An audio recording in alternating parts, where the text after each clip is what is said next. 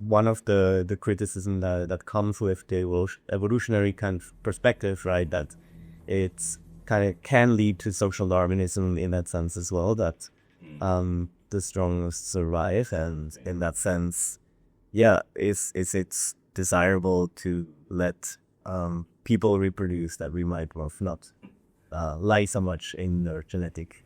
So it was a very kind of critical way of asking this question. Yeah, I get what you're asking. Very controversial as well. Yeah. Someone is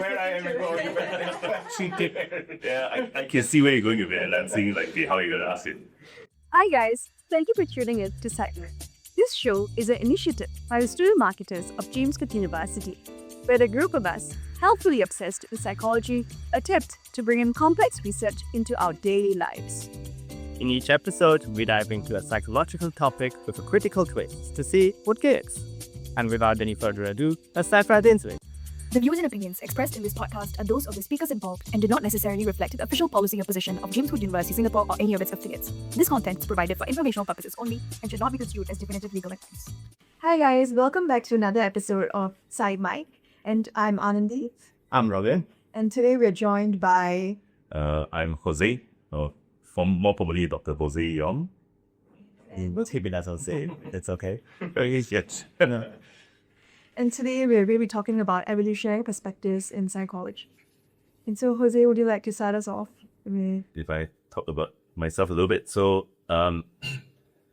like most people, I start off with psychology because I find that it's got a lot of answers to everything, but it's only until I encountered evolutionary psychology, which is kind of like using evolutionary theory as a framework to explain social behavior, how we think, what we feel, that everything suddenly started to make even more sense. So I started pursuing the route, and I started out doing research on more like mating and attraction kind of stuff. It really reflects my age at the time.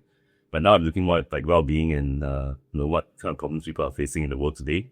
And I think evolutionary mismatch, which is a form of evolutionary theory applied to problems in the world, is a way to understand the problems that we're facing as more than humans. Yeah, that's one term we're going to get to in a bit, to kind of introduce us to. I know you like to talk about polycrisis in this context.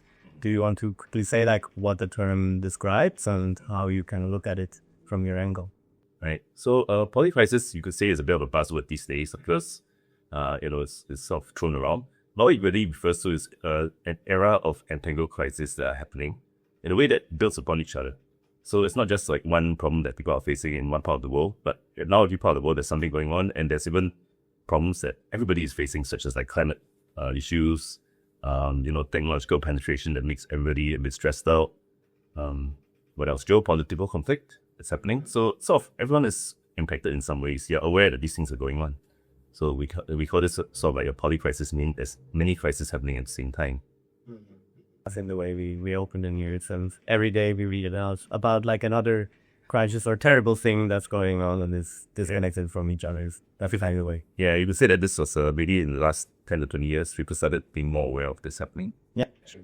So can I ask if that means the polycrisis has always been there and we have only been aware of it for 10 to 20 years, or has it only been cropping up for the past 10 to 20 years? Yeah, that's a good question because it's hard to really say where it really began. I think people started being more aware that things were entangling when, you have news media that now everybody's exposed to. Whereas in the past, maybe if you live in a small village, you wouldn't be aware of what's going on somewhere else in the world. So you wouldn't be stressed about it. But now it's also the fact that a lot of things in the world are connected in some ways. We use global supply chains. So one part of the world being affected also does affect another part of the world. So things are not so isolated anymore. And I would say that the way we live has always been impacted by things like technology since the beginning of time when humans started using it. But more recently, I think when everything is all more and more interconnected, then it gets accelerated. Yeah, totally. I mean, I can see that in my daily life. How about you, TV? That example that plops up. I mean, COVID-19 for sure, right? So is that considered a polycrisis? It is considered part of it. Because anything that's considered a crisis that impacts something else is considered part of the polycrisis. Yeah, the crisis of crises. By the way, yeah. And in a way, the one aspect of it is that it leads to entrapment.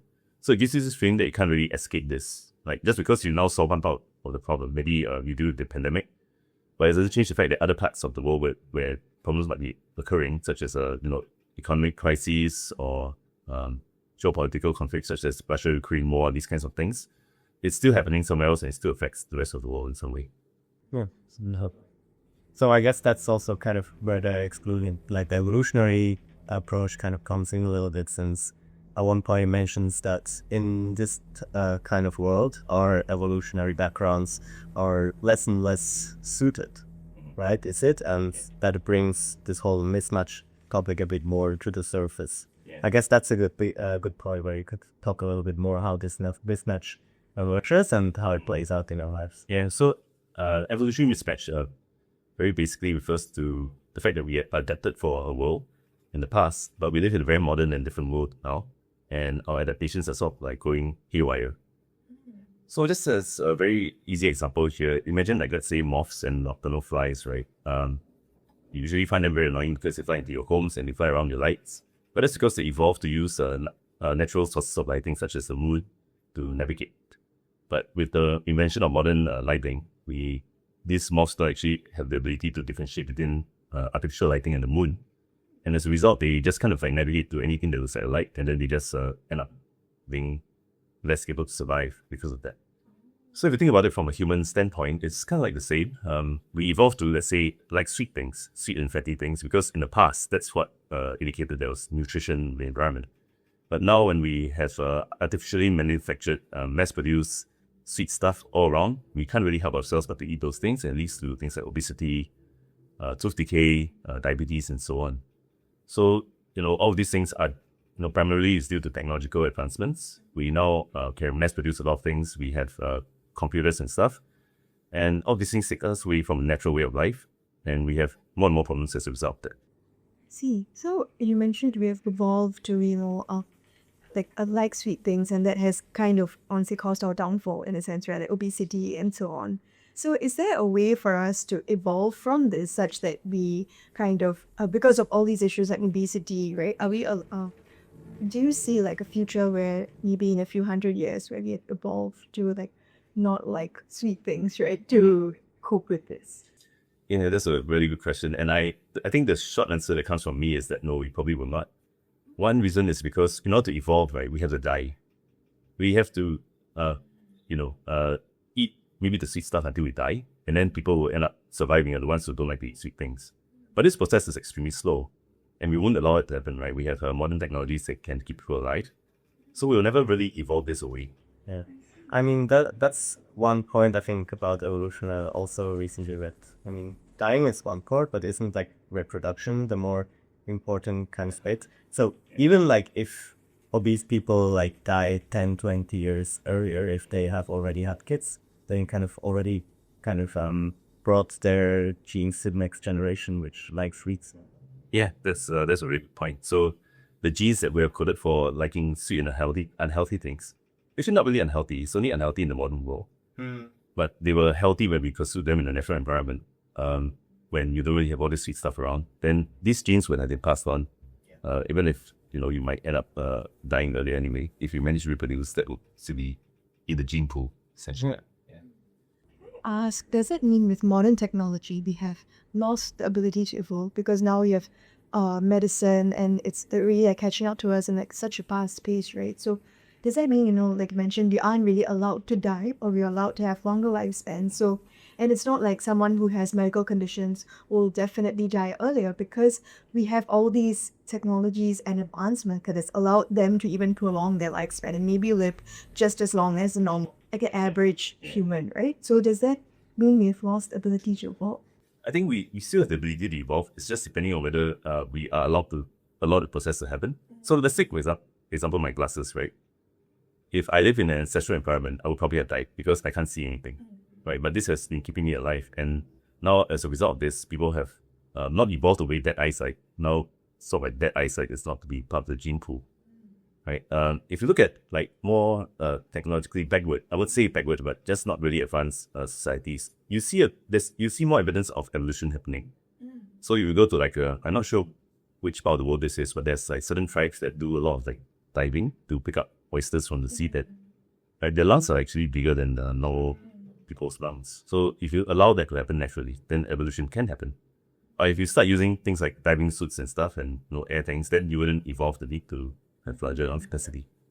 Could that also mean that we are still evolving just kind of from the other way around because we're allowing more diverse sort of pooled genes to reproduce in that way? Yeah, you could say so. The not so nice way to call it, it's called dysgenic reproduction, or dysgenic evolution, where bad genes are allowed to sort of like part of the population. And as a result, there's more diverse genes. You won't be selecting for the strongest as strongly anymore. That's one point, that. Yeah. So this polar crisis thing, right? The reason why it's relevant is because in the last 10 years, it's accelerated a lot more of the mismatches that were already there in the past. If you go from maybe the first time maybe the major mismatch happened would have been leaving Africa. Humans, for 99% of their existence lived in Africa. Yeah. And then they moved out, migrated, and then they started to have agriculture. And that was like just 12,000 years ago. And that's still considered about 1% or less than that of the entire species' history. And then now we have 150 years, the past 150 years of industrialization and the last 50 years of IT revolution. We just can't really keep up. So of course we're surviving better because we're allowed to survive better, we've got all these comforts.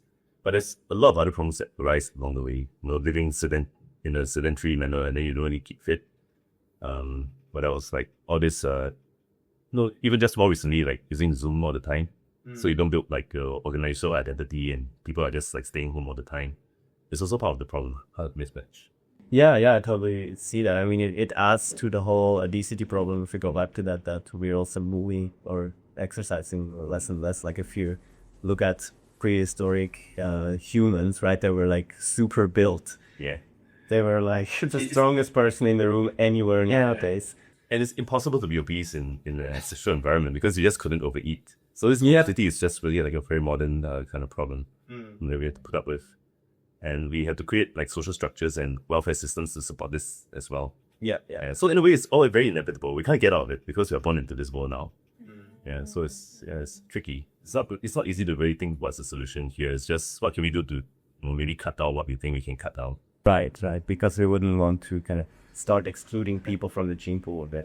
And then the whole designer baby conversation is going on now, right? Where we could like artificially make children give them the genes that we want. That's highly controversial. Yeah, highly controversial, and one reason also why they have outlawed doing that in a lot of places, right? Yeah. Oh, that's one of the criticism that comes with the evolutionary kind of perspective, right? That it's kind of can lead to social Darwinism in that sense as well. That the strongest survive, and in that sense, is it desirable to let people reproduce that we might have not lie so much in their genetic. It was a very kind of cryptic way of asking this question. Yeah, I get what you're asking. Very controversial as well. Yeah. Someone is Yeah, I can see where you're going with it, and I'm seeing like how you're gonna ask it. So, I guess there's with any theory, there's both good and bad ways to use it. It's really people who are the problem. So it depends on who's like trying to use it or for what purpose. Yeah. So if you are able to draw the line, which is not always easy. Some lines are easier to draw. Like medicine, no one's going to say like we shouldn't use that technology. Like we have an idea of elitism over who should survive or not. Everyone should be given medicine, but as a result, if everyone has medicine, we find that people who would have died earlier are now surviving, and we have to support like more people. So of course, so how to draw the line, right? Of course, if we can create a situation where there's more racism in the world, more elitism in the world, that's not a good thing. But by and large, there's some degree of agreement about whether the technology is useful or not. Right? No one's going to argue against medicine. No one's going to argue against supermarkets existing. Supermarkets are a modern invention. I'm not going to say, okay, that's all, we go back to farming and go back to farming, essentially. Right? And even I myself wouldn't cut that out in my life because I've got other more important things I want to do in my life than to learn how to farm and pluck fruits and things from the wild, right? So I'll go to the supermarket and I'll get my needs met. But then it's about knowing how to decide what's safe to eat, what's healthy. And I think a lot of this literacy is not really there. And maybe with this perspective being made more public and more people being aware of it, it gives people the basis to start thinking, okay, maybe I should think of more natural ways to live my life, or like avoid unnatural things unnecessarily. Stuff like screen devices, these are all very unnatural things. And people just kind of like, yeah, just use screen devices all the time to kill my boredom. Why not? Yeah, it's very uncritical. So does that mean the Nara Smith way of living, right? Making everything from scratch, is that really what is desired? Especially because you mentioned that unnatural things we should try to avoid them. So unprocessed foods also, is that also counted? I think unprocessed foods, the more natural the food is, I think usually it's considered better. Because our adaptive systems are also designed for dealing with that. I'm not trying to be hippie here and say we should all eat that kind of stuff, and we have to have some sense of whether it's practical to do it, right? But it's just like, if you go even 20 years ago, people used to think that all these processed foods were good. Like it's efficient, it makes our lives better, but now people are starting to push back against it. Like paleo diets, all kinds of so of course there's always the danger is some of these diets are fetish, right? Even trends. But if we are more critical about it, we can think what works for us. Because I've seen that some kids who grow up in completely organic, they only eat organic foods and so on, when they finally grow up and they are exposed to the world, I would say, when they finally get to experience processed foods, their bodies are unable to take it. So would you say that's also an unhealthy thing? Because because in this world we can't really avoid all those, right? So if your body isn't able to adapt to that, then I've got 2 points to answer to this. So one way I'll put it is, let's say I've got a kid now, right? She's 5 months old. I'm not going to give her processed stuff from young, because we know that kills your appetite, right? You eat a lot of salty stuff, then whatever you eat needs to match that level of stimulation. But as for the flip side of this, right? Let's say you're only eating very healthy things, and then you expose yourself to more things, so you get allergies and health problems. There's a bit of that's a legit concern. There's a bit of an issue here about it's called a critical mass of people getting on board with something.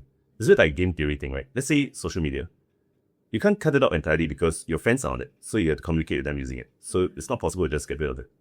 But if everyone sort of makes a concerted effort to know, okay, maybe you shouldn't always use social media, we should meet in real life and have real friends or have real interactions, then it would be possible to sort of push the needle a little bit in this direction.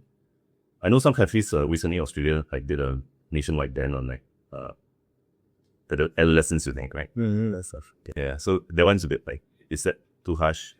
Debatable. But with regards to the eating food stuff, maybe if more companies or food producers knew that if you inundate the market with so much artificial stuff, and then kids who should be eating more natural things get harmed when they are exposed to those things later in life, then maybe there's a bit more awareness. Then there'll be a bit more desire to just do things in a more natural way rather than to always rely on unnatural or artificial stuff. And I guess that's also the other kind of part of evolution, right? That one is just the genes that are more or less fixed, but then also our environment that kind of shakes them, then again chooses which ones to really bring out to come into function, right? So it's that kind of the other part of evolution, as when you look back to when farming was invented, right? It led to other evolutionary paths that we could have chosen. Then that's kind of a different, a similar kind of pathway that we are in right now. I think the pathway is universal. It would always be the same whichever time frame you're in. So we use the example of the farming, right? It was probably invented because it did suit or meet some needs that were very important at the time, right? Obviously people needed to eat and not die. Yeah. So having something to eat is good. But whenever you have a new invention like this and you make things really efficient, then it prioritizes certain aspects of our lives more than other things. So you end up maybe overproducing certain crops that are, maybe just easier to produce and they have the maximum benefit, but it leads to less diversity in the kind of things you might end up eating. So I'm not sure if this answers your question, but it's yeah, in a way. I mean, it's because once we start developing these chronic diseases or first world problems, it kind of flows into a gene pool again as well, right? So yes, our DNA and stuff can still be altered through our actions. Yeah. Which might be one way we also evolve further in if we take more kind of healthy choices. Yes. Or if I wouldn't really think that we'll be able to see our genes really evolving in our lifetime. But yeah, over time it might happen. But you've heard this thing called the hygiene hypothesis. Yes, I was just thinking about that earlier. Please do elaborate on it. Yeah, so it's basically the idea. So I was saying that 20 years ago, people used to think that all this medical stuff and new age foods were good, right? But now people are starting to be aware that we are losing a lot of the other stimulation that we need to have a healthy. Now microbiome is a new buzzword again. So having a balanced gut is really important, and we are losing a lot of that when we just live a very sterile environment, safe, clean, but more allergies later in life because your kid's not exposed to those things when you're growing up. That's I think some people believe that's why autoimmune disorders are more prevalent in the first world countries as opposed to third world countries, right? But I think either sometimes the hygiene may not be the environment may not be as sterile as it is in first world countries, but they suffer less from water disorders as well. Yeah.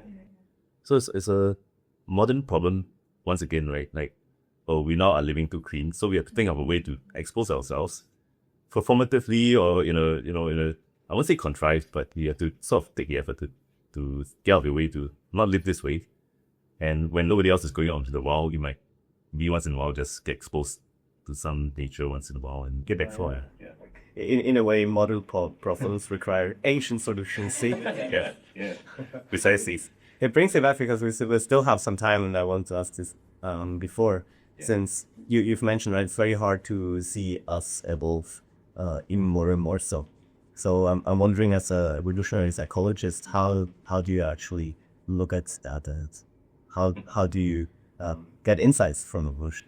And you could use evolutionary theory as you could use any theory to make predictions about the future.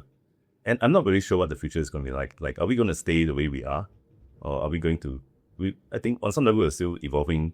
And like I mentioned, it's hard to see ourselves evolving because we need to see this happen over many lifetimes, over many generations. So it's possible that we are still evolving, and in fact we are, because whenever we mate and reproduce, we recombine genes and there's some evolution going on. The thing I mean is, you cannot just run a random control trial and just test people 1 year later and see how their genes evolved, right? Yeah, you can. So is there like another way to kind of measure that?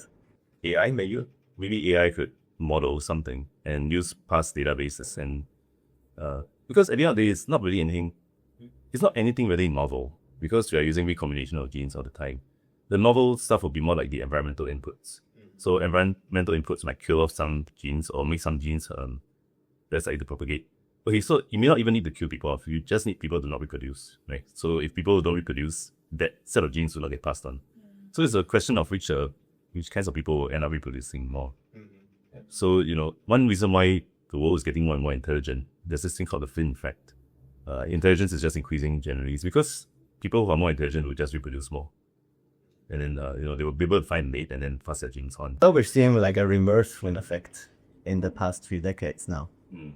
Yeah, so it started like in Northern Europe. Singapore, I don't know, but for most of the Western world, since the past 2 decades or so, the Flynn effect has actually been, like, the IQ tests have been equivalated down because we're getting like less intelligent according to where the IQ test is measured. But what do you think are the explanations for that? Ooh, there. You might be throwing it up. You probably got something in your mind, right? I mean, it's so broad, and I think we've mentioned a lot of stuff. Like nutrition is one point. Like our nutritional kind of gains we get from our food has dramatically gone down. We can have a whole argument about the educational system, whether it is actually still bringing out our intelligence or whether it's just making us safe for work and like that. So many reasons probably, which all are juicy. Which is the fact that even the IQ levels are decreasing last 20 years is an indicator of like maybe what selection processes are going on. That's the other thing. Yeah, well, so now you're not selecting for intelligence anymore. You're selecting for other things and maybe it's also a more inclusive role. You don't really, like, maybe in the past people were more brutal, right? If you're not smart enough, you will not be allowed to even like find a partner or something. But now it's kind of like, we want to be inclusive and not judge people based on certain things anymore. So, these things can pass through as a result of that. And you also like use evolution to make it more just pro-social kind of work, because that's also the argument that, our morals are evolving in the sense that we become more inclusive and just societies. Here's your take. Yeah. So I think that so evolutionary theory is meant to be a amoral or value neutral kind of a theory, as any theory should be. Unless you go more towards like critical theory and that kind of stuff, but not going in that direction. So evolution would say that humans have different kinds of traits, right? There's good stuff and bad stuff. Some people, we have within us cooperative tendencies, the desire to cooperate with people. We also have the desire to compete. Maybe you don't look like a dangerous person to me, but maybe deep down somewhere in your mind there is something that could trigger you. So it's not like we are saints entirely, and all these things are important. They help us to survive. That's why they are in us. Like if somebody didn't have the ability to be aggressive, then they would have died out because they would be taken advantage of. So I think what evolutionary theory is useful for is that it lets us be aware that these things are there. So it gives you a sense of what you can do to engineer the environment to bring out the good side a bit more. So if you talk about nudging and stuff, there's a lot of evolutionary stuff that's the basis of nudging. Okay, people are status seeking. So rather than tell people don't care about status, how about using it to get people to be motivated to do something? Make motherhood or parenting become a high status thing again, though, something like that. Now, one reason why fertility is going now is because parenting is just not really seen as a high status thing anymore. Maybe other things in society is making us more competitive. So we now care about more material things rather than stuff that's more relationship related. That's true. I feel like currently as a society we are more materialist. Suddenly there is this shift towards more designer luxury trends, and even though that used to be something that only a small percentage of the population used to have previously, that's something that we try to bring to like the general population now, right? Especially with the rise of influencers. Yeah. So this is a good point because this allows me to tie back to something about the poly crisis. Right. The poly crisis is part of the problem is that it creates a pressure cooker of a lot of stresses and strains. And one of them is that the world is becoming more and more competitive. There's a lot of inequality. When there's high equality, it makes you feel that people around you, even if they're not really relevant to your life, right? But they're always in your face, like influencers looking rich and celebrities having a lot of money. So this gives people the sense that this is attainable. So it gives them this desire that I've got to keep up. So there's this status anxiety problem that's going on. And this has a lot of downstream consequences like going broke to look rich, those kind of things. People renting a studio that looks like a private jet just to pretend that they are a private jet. So it takes a lot of energy away from stuff that should be important because people are investing more in this kind of stuff to get it. And you can't blame them because that's just how the world seems to be going this way. Mm-hmm. Yeah, unless you believe in manifestation. How the work? Like, yeah, it's good. Yeah, spend money to achieve something. That's gonna be a whole other episode. Yeah. I really like your crossover there too. Our first episode on media, psychology, and matches, so you have to check it out. Please do so. A subtle nudge. A subtle nudge, exactly. It's all linked up together. Oh my god, we're getting spiritual here again. Yeah, it was so great having you on, and thanks for completing the round with the poly crisis again. I guess we can now all go back to our lives and worry about it. Yeah. Yes. Or now you have the solutions or some possible ways to think of solutions to deal with the problems that you're facing. Tell us in the comments if you do. Thanks for coming on, Jose. It was a delightful talk. Thank you and bye. Goodbye.